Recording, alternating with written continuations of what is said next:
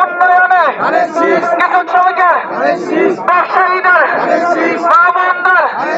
আমিনুল ভাইয়ের সালাম ঘরে ঘরে দিলাম আমিনুল ভাইয়ের সালাম ধানের শীষে ভোট দিন